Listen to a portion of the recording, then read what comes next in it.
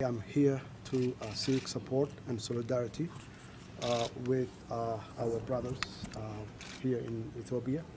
And now I will also go to Djibouti to do the same thing and to unite in this war against Al-Shabaab, who's really real threat and to the peace and stability in the region. And I believe that when we unite against this threat, we will be able to defeat quickly. Otherwise,